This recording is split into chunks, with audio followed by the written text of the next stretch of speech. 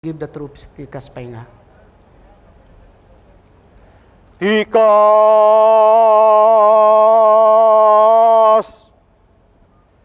Ha! No, tikas. President Rodrigo Roa Duterte, the President of the Republic of the Philippines and Commander-in-Chief of the Armed Forces of the Philippines. Former President Fidel B. Ramos, and also a former Chief of Staff, AFP. Former President Joseph Ejercito Estrada, and now Mayor of Manila. Former President Gloria Macapagal Arroyo, and now Congresswoman of Pampanga. Secretary of National Defense, Secretary Delpin N. Lorenzana and Mrs. Edita Lorenzana. General Ricardo R. Bisaya, the former Chief of Staff, AFP, and his wife Mildred, and their children Melvin, Vici Maricar, and Raymond. Most Reverend Bishop Leopoldo Tumulak, the Military Bishop and Military Ordinariate of the Philippines.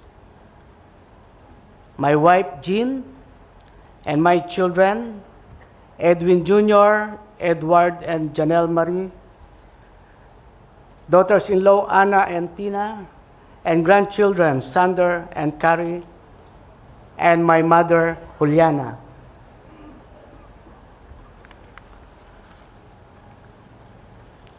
The members of the Diplomatic Corps, His Excellency Jonathan Binti Abdul Wahab of Brunei, His Excellency Xiao Xinhua of China, His Excellency Massimo Rosigno of Italy, His Excellency Johnny Lumintang of Indonesia, His Excellency Dato Razlan Abdul bin Rashid of Malaysia, His Excellency Jai Shin Kim of Korea, His Excellency Luis Antonio Calvo Castaño of Spain, and His Excellency Sung E. Kim of USA.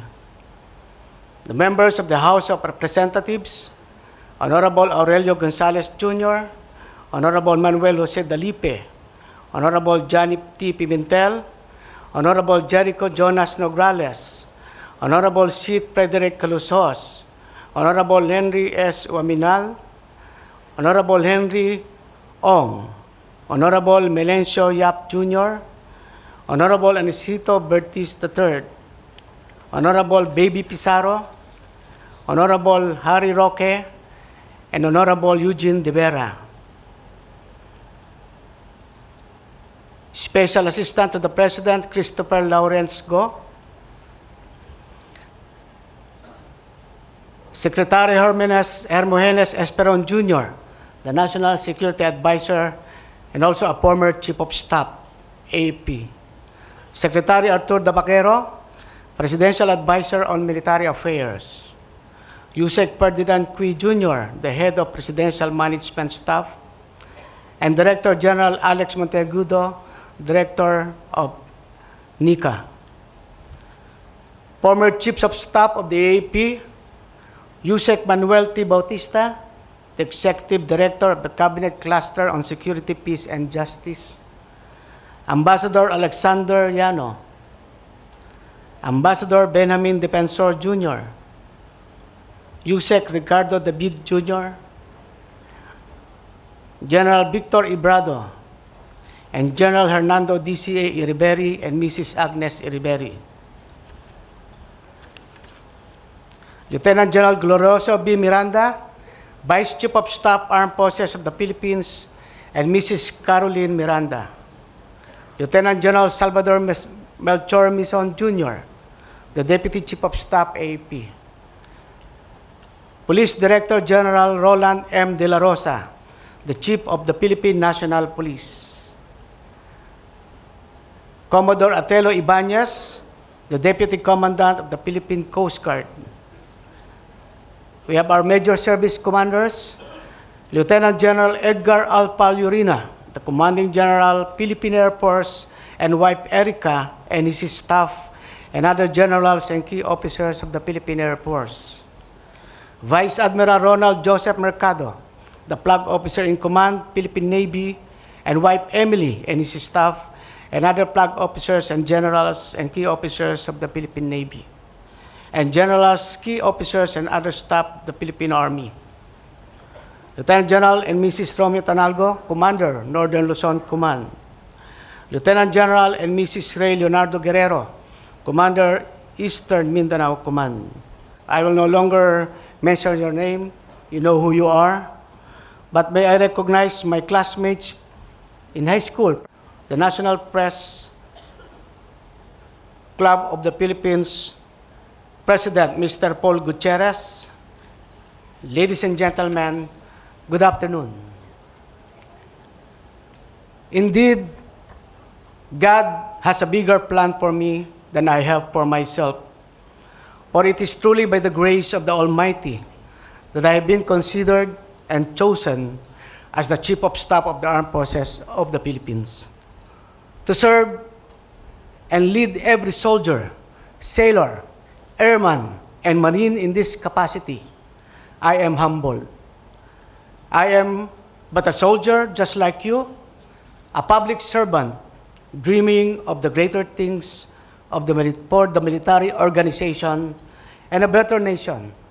To all of you, I dedicate my term. Certainly, the position is daunting, as it is truly a great honor and an enormous responsibility. I thank President Rodrigo Roa Duterte, sir, and our Secretary of National Defense, Delpin Lorenzana, for the trust and confidence bestowed on me to lead the armed forces of the Philippines. I accept the challenge. I will ensure the competent performance of the AFP's mandate. The attainment of this, I will give my all. To my predecessors, the former chiefs of staff, who have all laid the foundation and brought the AFP to where it is today, and to the outgoing Chief of Staff, General Ricardo R. Bisaya, thank you for your service to our country. I will build upon the momentum of your success to bring about the transformation and positive change in the AFP. Ang ating bayan ay nangangarap ng pagbabago. Bilang inyong AFP, kaisa at kasama nyo kami sa pagtupad ng pangarap na ito. Ang magkaroon ng kapayapaan para sa makahulugang pagbabago upang ating makamit ang antas ng isang tunay na matatag na republika. May natatanging lakas, sapat na kakayahan at sariling paninindigan. But to effect change, change must start within us. As your AFP Chief, I will lead our transformation with fervor to realize our vision of a strong, modern, and credible armed forces, a source of national pride of the Filipino people. We are mandated to protect our sovereignty and integrity of our national territory. I am determined to lead the AFP in this endeavor by pushing forward the parallel and complementing modernization of our internal security and territorial defense capabilities, thereby establishing a credible defense posture. Unity is always determinant of organizational success. Thus, we shall enhance the interoperability of the major services towards effective and efficient joint operations. We shall breathe new life into research and development through a viable self-reliance development program supported by advanced military technologies from our allies and other countries. Strong, modern, and credible, your AFP shall be the relentless force, ensuring that the Philippine flag is the only flag waving and flying across our land, air, and seas. While we have been trained to fight, let us never forget as an organization that our fight will always be the fight for peace for every Filipino. For the AFP is committed, as it has always been, to support the government's initiative for a peaceful resolution to all ideologically based armed conflicts.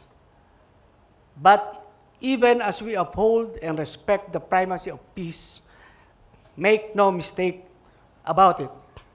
We shall remain to be a lethal force capable of destroying any threat to our nation, for we will not let our people cower in the face of lawlessness and terrorism. As your AFP, we will be unwavering and unfaltering in our pursuit of neutralizing every element that desires to inflict fear and harm to innocent citizens. With the guidance of our Commander-in-Chief, I shall lead the AFP in the sustainment of focused military operations against the Abu Sayyaf Group, the Bangsamoro Islamic Freedom Fighters, and other local and foreign terrorist groups like the Maute Group. We shall also enhance our international defense engagements to effectively address security issues such as cross-border threats of terrorism and ultimately to maintain peace and stability in the region. In line with the President's call to protect the future generations of Filipinos, the AFP shall extend all necessary military capabilities to support the lead of the Philippine National Police and other law enforcement agencies in bringing down drug syndicates and in eradicating illegal drugs. Likewise, we shall remain committed to support the national development programs to include environmental protection and preservation of our natural resources. Peace and development are two mutually dependent concepts. As such, we will contribute our efforts towards the attainment of the vision clearly set in Ambition Natin 2040, which aspires to foster inclusive growth across all sectors of society through the convergence of security, developmental, and governance strategies. We will continue on improving our humanitarian assistance and disaster response capabilities by enhancing our interoperability and interagency coordination. We will be able to strengthen community resiliency and be of better service to our fellow Filipinos during calamities and disasters. At tulad na rin ng sinabi ng ating Commander-in-Chief, hindi niya tayo iiwan at hindi niya tayo pababayaan. We shall make extra effort to take care of the welfare and skills development of our troops, keeping in mind that they are the present, the future, and the backbone of the military institution. We shall endeavor to improve our troops' operational readiness to give our soldiers a better fighting edge and higher survivability, to have our heroes going home to their respective families, back to their loved ones, alive and unscathed. At this point, I would also like to acknowledge the families of every Filipino soldier and the entire Filipino community. Thank you for being the driving force behind our fighting troops. Thank you for your daily sacrifices, for your prayers, and for constantly standing strong with us. Know that your welfare is also of our great concern, for a united family, a united community creates a stronger AFP. To my family, my wife Jean and our children, JC, Jonelle, Edward, and EJ, my constant source of inspiration, your unconditional love and sacrifices have absolutely carried me through life's various challenges.